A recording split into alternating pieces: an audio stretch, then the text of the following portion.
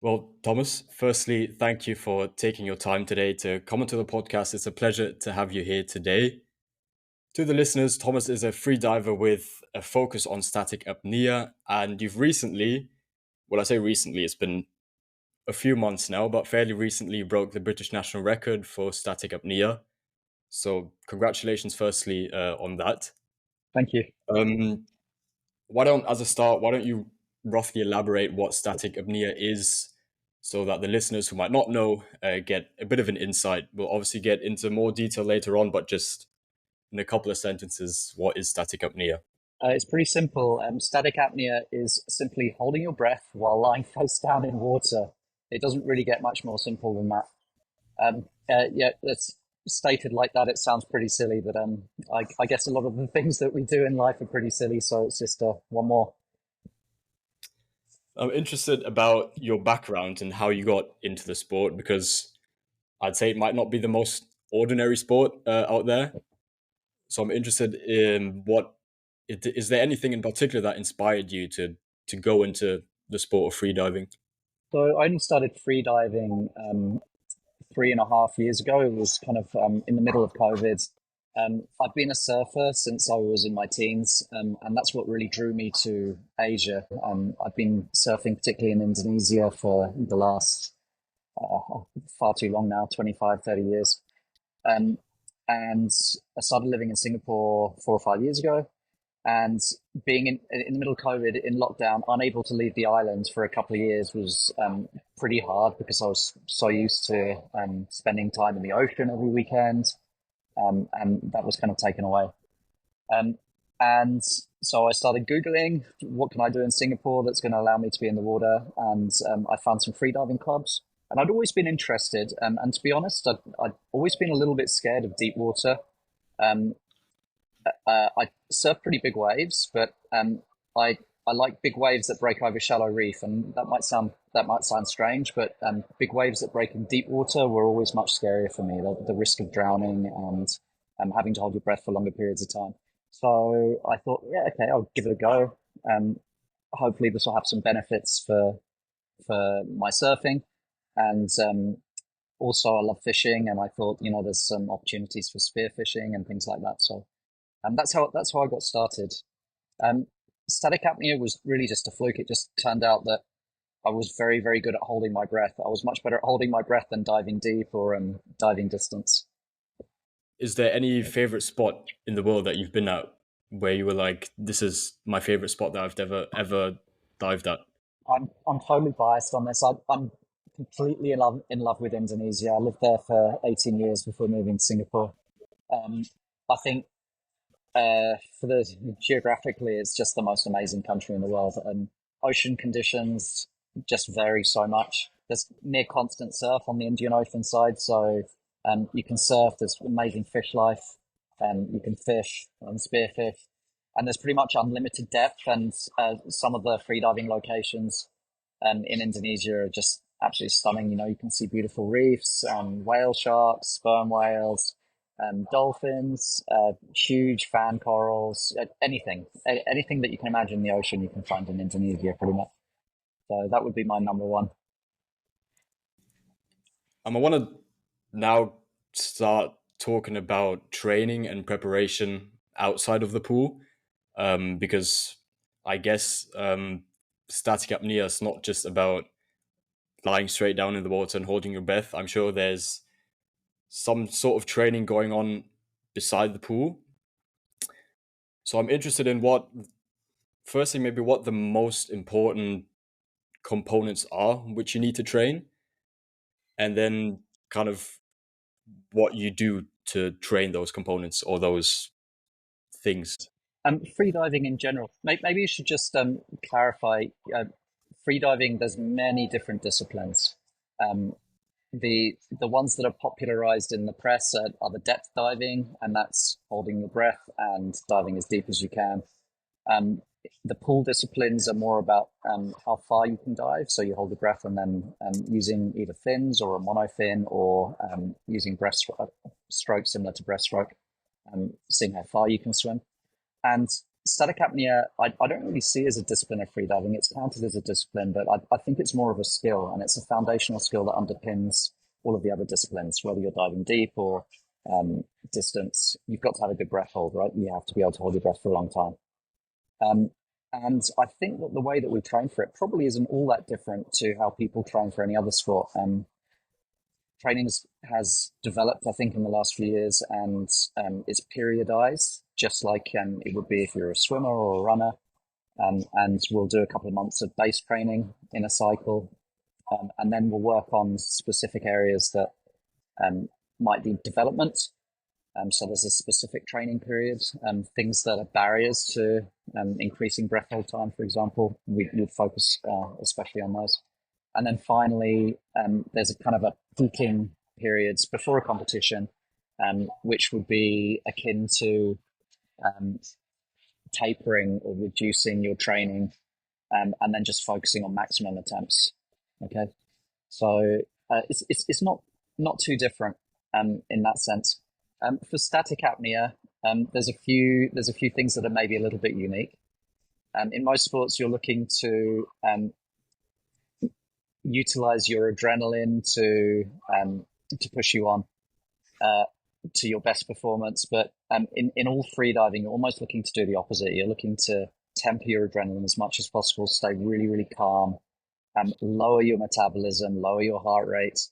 So a lot of the training will be focused on finding ways to do that. And that could be both mental training through visualization techniques or meditation techniques. But it could also be just physiological by doing repetitions. If you repeat anything after a while, your response to it decreases. So holding your breath again and again and again and again and again. And that could be in the pool, or it could be dry, or it could be while walking to work, or lots of different ways to do that. From the way that you explained it, it sounded like there's not one particular way or one particular formula, if you can say, to train. It's more just what makes you feel good and what makes you feel like you can, or with what you can improve the most. I think there are some common things that make breath hold divers similar, especially in static apnea. One is lung size. So I do a lot of training to increase my thoracic cavity. So the thoracic cavity is inside your rib cage, essentially. So there's a lot of stretching involved. We use some special breathing techniques as well to help kind of expand the amount that your lungs can fill. Your lungs are really flexible. So the thing that limits your lung capacity is actually the rib cage that's surrounding it. So if you can make this stretchier, if you can make the muscles that hold your ribs together more flexible, more stretchy, and all the plastic cartilage that holds your ribs there more flexible, then you can gain liters of air. And that's kind of your lungs are like your scuba tanks, right? So the bigger you can make them, the longer you can hold your breath in a free dive. So there's that stuff, and then there's a whole there's some physiological stuff as well. Anything that is going to increase your blood's storage capability, so your hemoglobin, anything like that is also useful. And generally, that's accomplished by holding your breath until you're pretty hypoxic. So when your levels of oxygen are very, very low and you can sustain that, and you do that again and again, then your blood starts to respond. It kind of panics and says, we need to hold more oxygen. So we make more red blood cells and more hemoglobin. Now, you've touched on it before, that imagery or visualization plays a role as well. I guess especially when you know that you're coming closer to competition. Firstly, do you practice those sort of things, and how much does it help you visualizing exactly what will go on in I have to competition? admit, this is the thing I struggle with the most. I've tried throughout my life at various times. I've tried meditation, either as this discipline itself or along with yoga and other things. And I've always really, really struggled with it. My mind's pretty active. And even today, there was a time about a year ago when I was really, really focused on using visualization techniques to help me. Freediving is a big mental struggle, right? As your carbon dioxide levels increase, it feels terrible at first. if anyone listening holds their breath for 30 seconds, they'll probably think, well, why on earth would anyone want to do more than that? That just feels awful. So a lot of it's mind over matter. And I was using all sorts of techniques. I would visualize myself walking to work or going to the local shops, and every minute of my breath hold of my dive, I would try to change it up so that my mind was busy and thinking about something other than the sensation of my lungs burning. And honestly, it didn't really help me all that much. So now I'm much more practical, and my visualizations tend to be quite realistic. And um, so I might visualize a dive just lying in bed in the morning, and I'll think, it's gonna start feeling bad at around 4 minutes into my breath hold, and just being super realistic about that, so that when it actually happens in the dive, I'm not suddenly shocked. Oh no, this feels terrible. Um, and then I've got some practical tricks as well. So on an 8 minute breath hold, for example, which is where I am at, the kind of level I'm at the moment, the first 4 to 5 minutes feel really, really good, and I just try and switch off. It just go to dreamland. I'm just dreaming, and then at around 4.5 minutes, CO2 levels in my blood start to build, and that's what triggers your brain to think this isn't good anymore. So you start to wake up. Um, and then for the next minute or so, I'm just playing a game with myself to try and suppress the breathing instinct. So at some point, when the CO2 levels get to a certain level, you're going to start breathing whether you want to or not. And my mouth's closed and my nose is closed. So that just means I get these contractions, these breathing contractions. So I try and suppress those for a minute. That's a game that I play. And then after about a minute or a minute and a half, I can't do that anymore. So then I try and block every third breathing reflex. And I do that for another minute. So then I'm getting close to 7.5 minutes. And at that point, there's not really much you can do. So you're just holding on for dear life and hoping you don't black out. I keep my eyes open. The goal for the last minute is just not to fall unconscious. I'm checking my hearing, checking my vision, and then listening to my coach. In static apnea, we have a coach who can talk to us, and she'll do little consciousness checks. So she'll say, raise your left finger, raise your right finger, how many cats do I have, etc., etc. So there's kind of that process. So my visualization now is much more practical, and yeah, physically oriented than pure meditation. You've touched on it. Obviously, it is. You said there is that risk of potentially blacking out at the end due to not having enough oxygen in your body. But if I picked it up correctly, you said during the first 3 or 4 minutes, you kind of doze off, more like almost kind of half asleep. Isn't that too dangerous, or would you say it's not dangerous because you're able to your first contractions happen after 4 minutes, so the first 4 minutes it's not dangerous for Yeah, you to kind of I fall mean, asleep? ideally you would just sleep through the whole thing, but unfortunately that's not realistic. Yeah, I actually do physically. When you're in bed and you're just dozing off and you suddenly get those like leg jerks and arm jerks, and Yeah, yeah. sometimes I often get those in the first 4 or 5 minutes. You're so relaxed at the beginning of the breath hold. You've been breathing in a special way for a few minutes beforehand, um, and kind of just prepared to relax. But um, yeah, the first 4 or 5 minutes is actually quite blissful. And you're not going to stay asleep because as soon as carbon dioxide levels start building, they're going to wake you up. There's just no way around that. I want to touch on diet and dieting, and because I've seen on your Instagram before your British national record, you spoke about dieting and trying to cut weight. Firstly, a simple question: why is it important to cut weight? Yeah. Okay. So it's pretty simple. I mean, every cell in your body consumes oxygen, right? And every cell metabolizes oxygen. So if you have fewer cells or you make those cells smaller, then they're going to use less oxygen. So yeah, I do weight cut before a competition, before a big competition. It just reduces the amount of oxygen that my body's using and the amount of carbon dioxide that it's producing. And if we can maybe go a bit further, because I've seen you've kind of spoke about a few of those things online as well, about different sorts of diets that there Yeah. are out there. Um, and I see a lot of these no carb diets, so leaving carbohydrates completely out of of your diet, which I'll ask you first, have you tried any of that? Having completely no carbohydrates in your diet? I've done some moderately long fasts. So yeah, and prior to the most recent competition, I was doing basically one meal every 2 days. Um, and yeah, so that was like one meal with a small number of carbs. But that was extreme, right? It's not healthy. And it was just because I knew I was kind of right at my limit. If I had any chance of getting the national record, I was really going to have to push it. Um, but yeah, there's the kind of foods that you eat are very important for any kind of breath hold diving. Um, Meats, for example, are generally a big no-no, and there's something called a thermogenic effect, whereby the digestion process of different kinds of foods uses considerable amount of energy just in in digestion. So while while meat's important and protein especially is important, the thermogenic effect of eating a steak, for example, can be up to 30%. So your metabolism will increase by 30% digesting meat while it's digesting meat. And red meat takes an awfully long time to digest. So generally before competition, I'll just cut out all red meats, and then very close, and then in the last few days, I'll stop all meat altogether.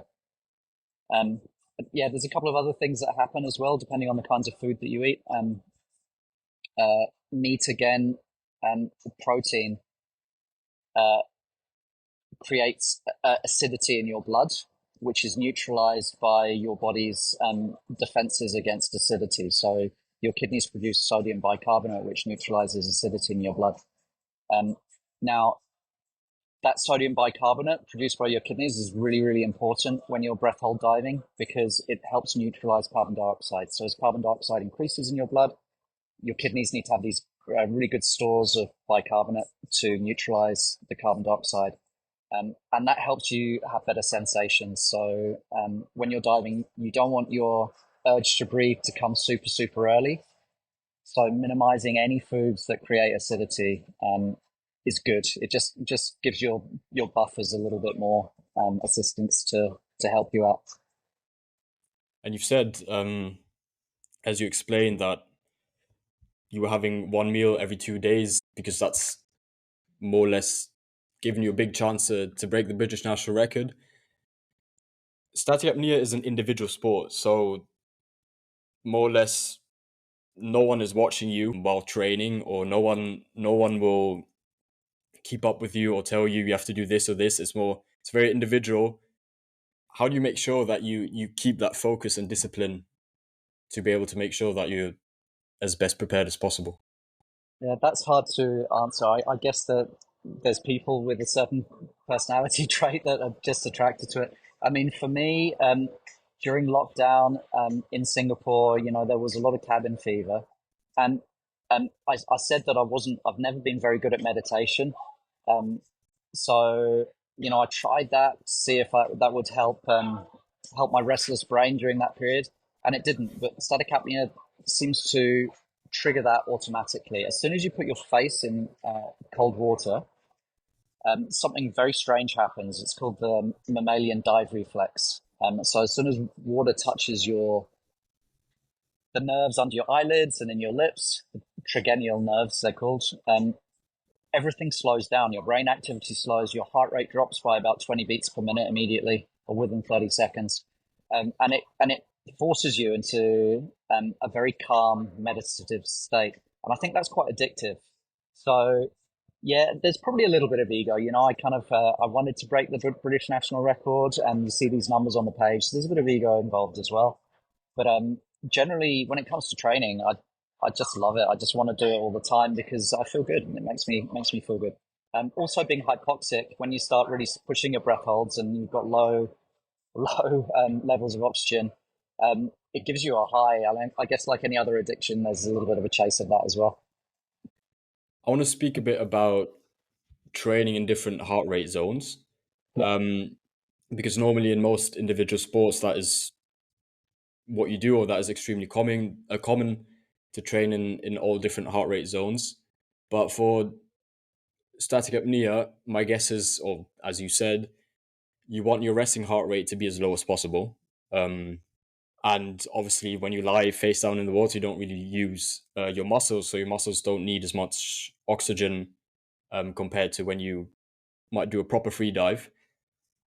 So, how important is it to train in different heart rate zones? Because for me, on the one hand, you want your heart rate to be as low as possible, but then on the other hand, you can kind of say that static apnea is anaerobic as well. So, if that is the case, you would want to train in more of a higher heart rate. So, how does that compromise work? Yeah, and the jury's out, and I think people are still experimenting with this. But yeah, what you said is basically correct.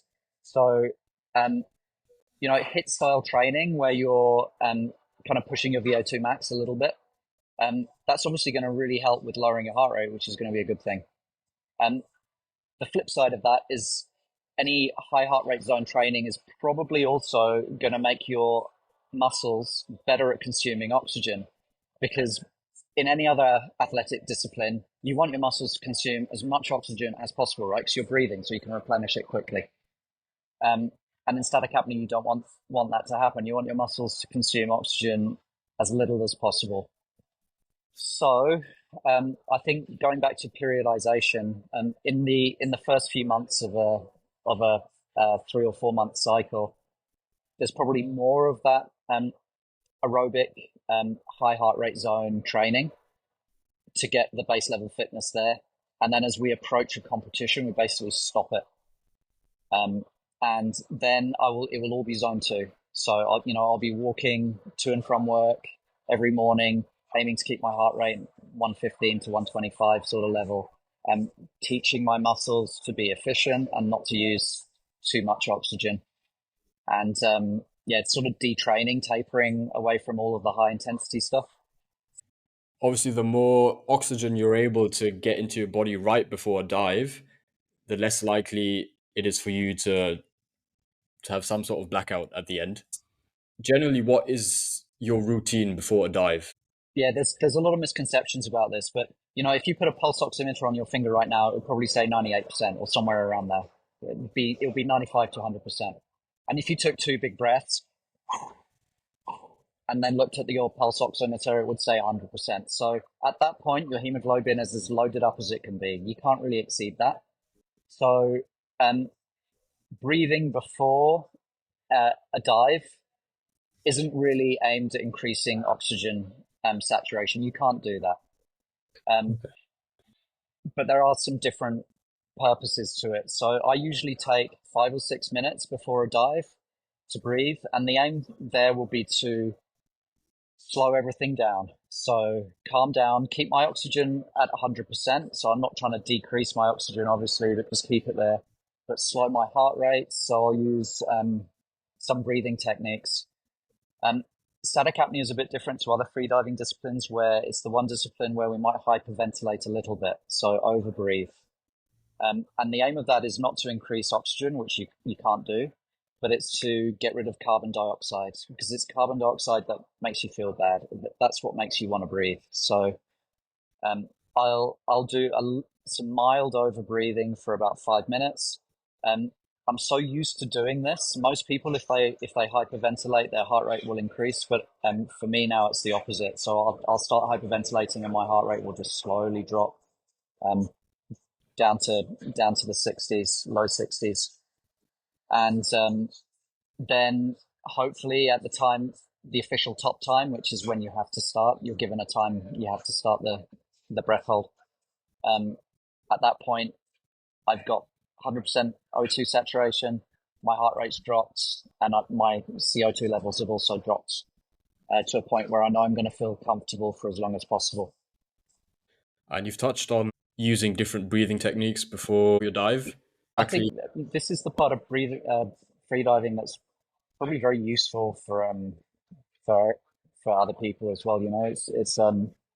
It's becoming a bit trendy. If you're on Instagram and you follow any kind of breathwork practitioners, it seems like everyone's training to do that at the moment. But a few things that I think we know. If your exhale is longer than your inhale, then that tends to slow your heart rate, and it kind of detunes your nervous system. So if you're in a bit of a state of stress or flight or fight, then it'll help calm down your whole nervous system, slow down your heart rate, slow down your respiratory rate.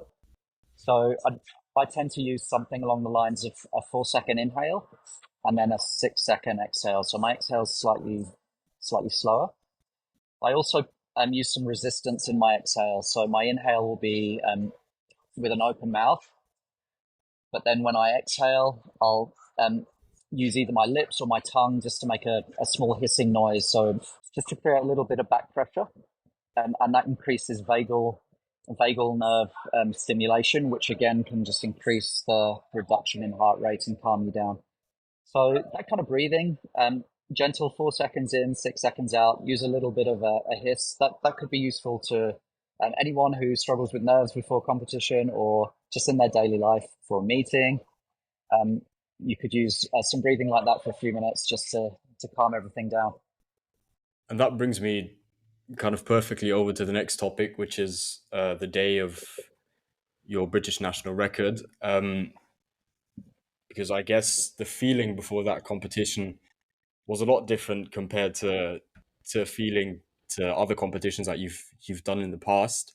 Are you maybe someone that gets more nervous during kind of big competitions, or are you someone that can kind of shrug it to the side and No, act like it's something normal? I suffer like terribly from nerves. It's just plagued me for the. I've been competing for 2 or 3 years now. It's really plagued me throughout. Um, the British national record attempt, successful attempt, 6 weeks ago, um, was pretty carefully organised. We chose a small pool. There was no one else in the area, so it was super quiet. I was there were some other competitors there, but they were all people I knew, so we trained together. I was very familiar with them. Um, Judges were there, obviously, and that also, as soon as you see a judge shirt, it makes your heart rate increase a little bit. Um, I the day before the competition, I had just relaxed as much as possible, so I'd had 48 hours pretty much of relaxation. Um, and I was kind of ready. I think the more confident you are, the less the nerves hit. But it was a very sheltered environment, so it kind of really maximized my opportunity. I said after the attempt, had it been in a huge competition, some of the competitions have hundreds of freedivers competing, then it would have been a very different scenario. And I actually went to the freediving World Championships with the British team last year. It was in South Korea, and I freaked myself out so much in the months prior that I just had a complete mental block. I couldn't, I was getting to 5 minutes and I wasn't having, I was just at the end of my relaxation stage and I couldn't go any further. And my brain was just going, no, you're not doing this. You're not doing it. So in the end, I sort of gave up and I went there for different reasons just to experience it, which was probably the best thing. But yeah, on the morning of the World Championship of my static apnea dive, I've got an Apple Watch and it's got I don't know if you've got one, it's got the heart rate warning thing there. So when your heart rate goes over 120 or Yeah. 130, it suddenly gives you a Yeah. message saying, it appears you haven't done anything for the last 5 minutes, but your heart rate's doing 130. And I was just getting warning after warning after warning. I was like, oh my God, this is just terrible. um, so my goal actually for next year, I'm hoping that I'll go to the World Championships again. And my goal is to maybe not repeat the 8 minute 20 second hold I just did, but to manage my nerves and work out how to do that in a big competitive environment rather than a small competition.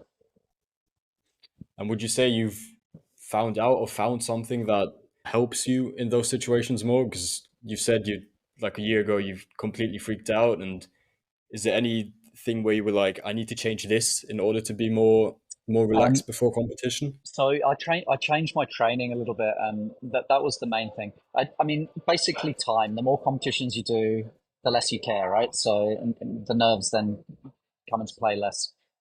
But yeah, my training changed prior to June 2023 when I went to the World Championships. Um, my training uh, was low intensity, and then it ramped up to high intensity very, very close to, it was kind of a really intense peaking period prior to the competition date. And I think that that was causing a problem with my confidence because I was never really sure, 100%, am I able to do this? Am I able to do this? So my training's changed in the last year, and basically I'm just training a hell of a lot more. Freedivers don't train anywhere near as much generally as other disciplines because we've all got other jobs. We're doing this in our spare time. We've got families, etc., etc.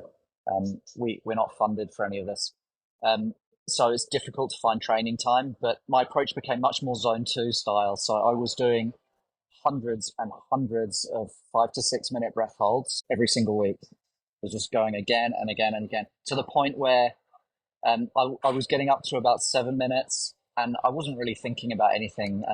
Even the CO2 and the contractions, the breathing reflex, I wasn't noticing it because I'd just done so many.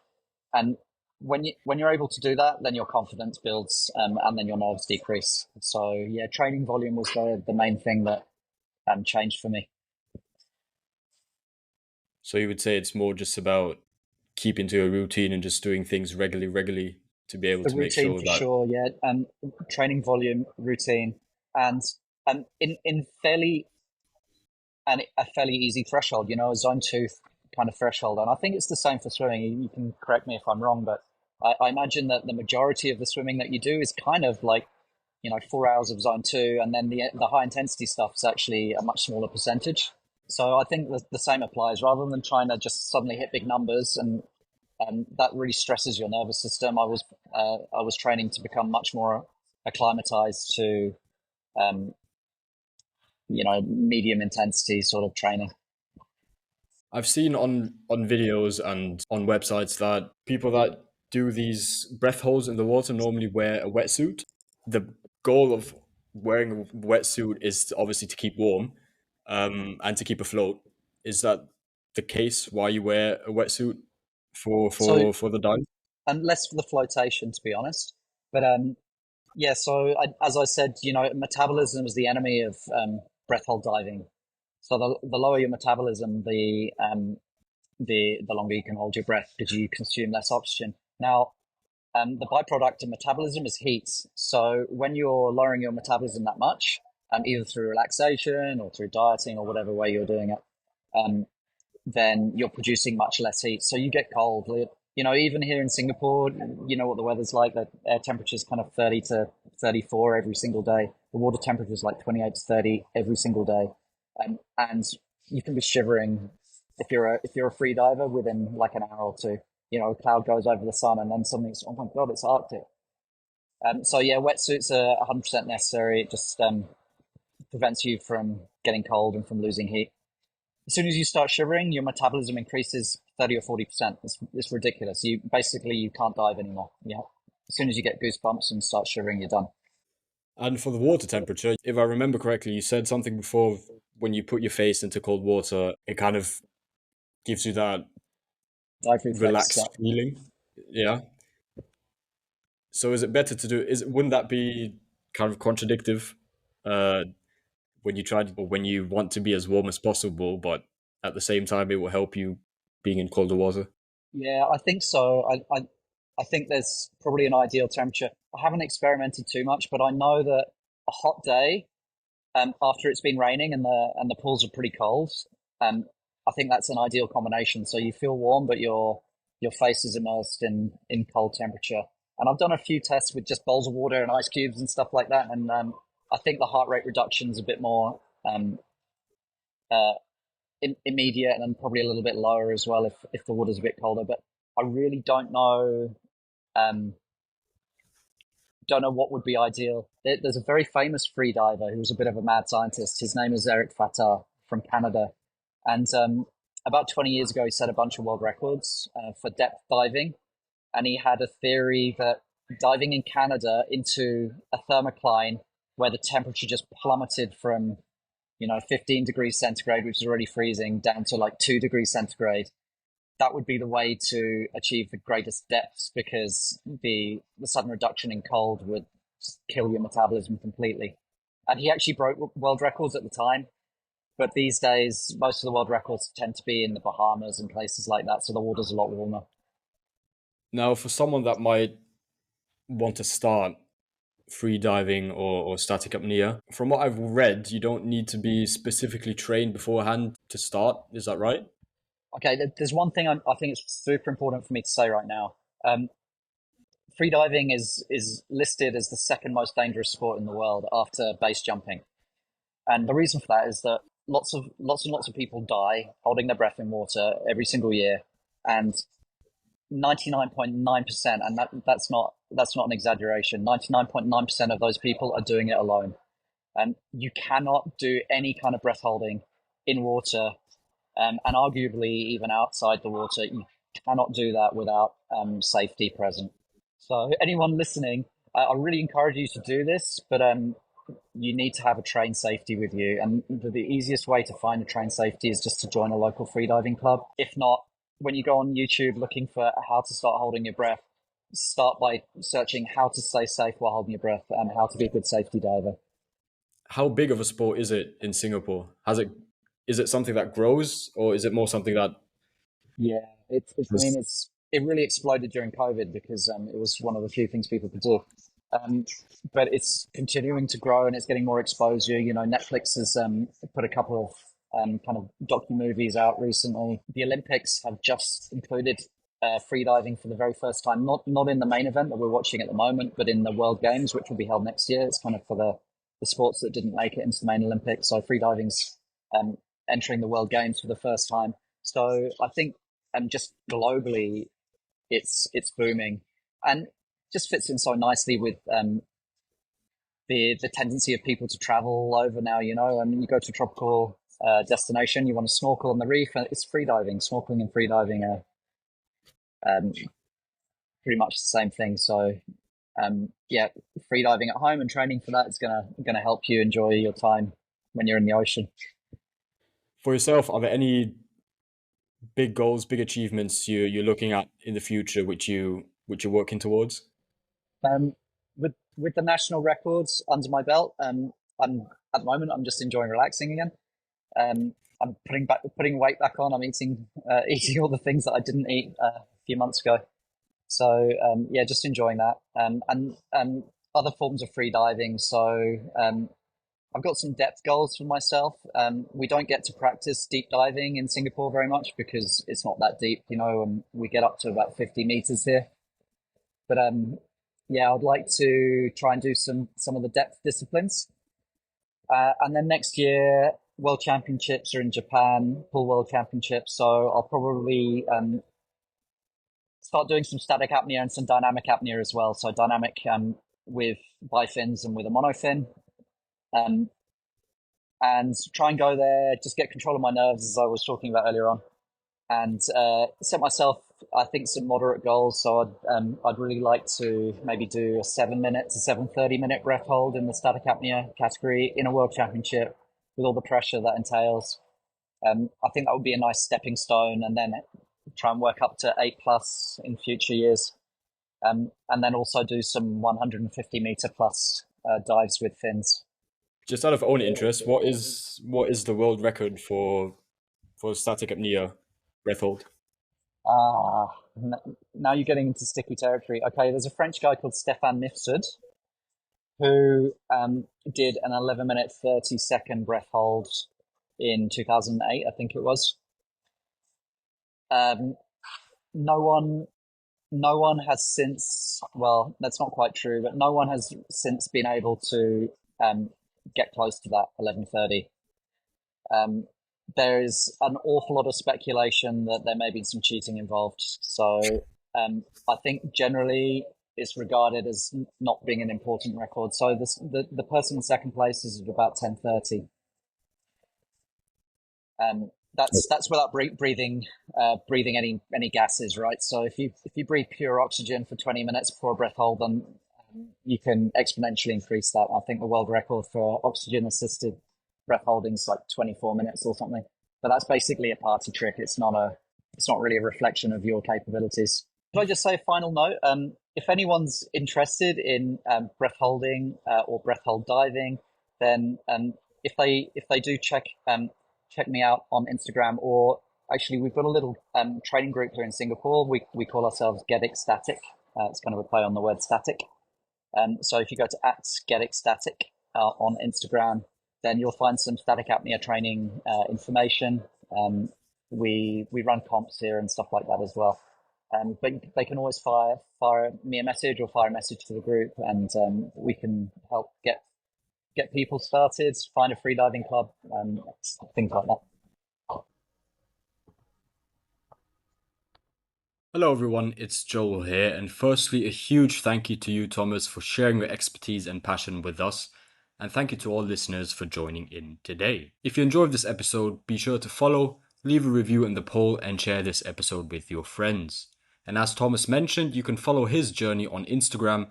I left his personal and professional Instagram link in my podcast description on Instagram, so don't forget to connect with us on Instagram as well. But for now, stay tuned. Thank you once again for listening. Until next time, goodbye.